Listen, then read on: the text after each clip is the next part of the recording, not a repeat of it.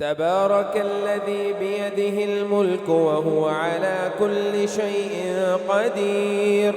الذي خلق الموت والحياة ليبلوكم أيكم أحسن عملا وهو العزيز الغفور، الذي خلق 7 سماوات طباقا ما ترى في خلق الرحمن من تفاوت، فارجع البصر هل ترى من فطور، ثم ارجع البصر كرتين ينقلب إليك البصر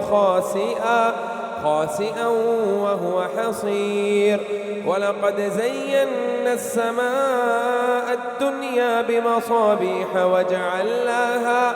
وجعلناها رجوما للشياطين وأعتدنا لهم عذاب السعير، وللذين كفروا بربهم عذاب جهنم وبئس المصير،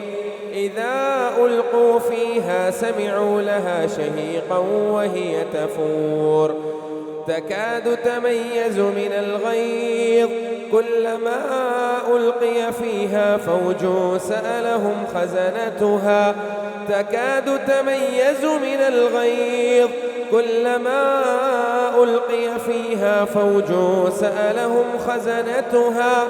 ألم يأتكم نذير، قالوا بلى قد جاءنا نذير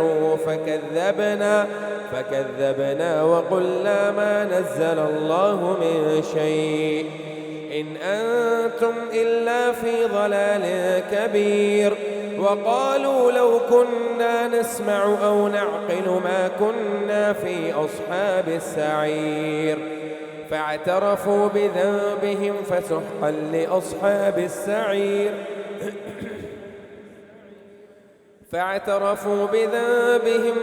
لأصحاب السعير، إن الذين يخشون ربهم بالغيب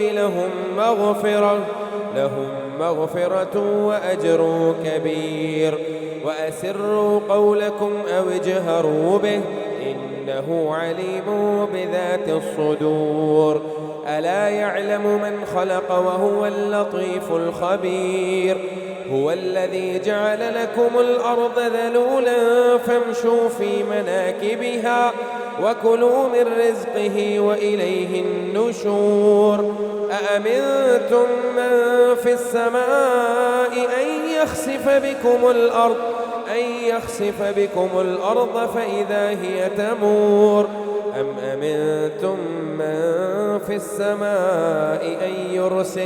أن يرسل عليكم حاصبا، فستعلمون كيف نذير، ولقد كذب الذين من قبلهم فكيف كان نكير، أولم يروا إلى الطير فوقهم صافات ويقبض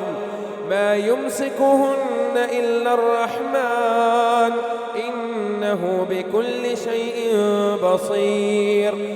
أمن هذا الذي هو جود لكم ينصركم من دون الرحمن إن الكافرون إلا في غرور، أمن هذا الذي يرزقكم إن أمسك رزقه بل لجوا في عتو ونفور، أفمن يمشي مكبا على وجهه أحدى أمن يمشي سويا على صراط مستقيم، قل هو الذي أنشأكم وجعل لكم السمع والأبصار والأفئدة قليلا ما تشكرون، قل هو الذي ذرأكم في الأرض وإليه تحشرون، ويقولون متى هذا الوعد إن كنتم صادقين، قل إنما العلم عند الله وإنما أنا نذير مبين، فلما رأوه زلفة سيئت وجوه الذين كفروا وقيل هذا الذي كنتم به تدعون، قل أرأيتم إن أهلكني الله ومن معي أو رحمنا فمن يجير الكافرين من عذاب أليم قل هو الرحمن آمنا به وعليه توكلنا فستعلمون من هو في ضلال مبين قل أرأيتم إن أصبح ماؤكم غورا فمن يأتيكم بماء معين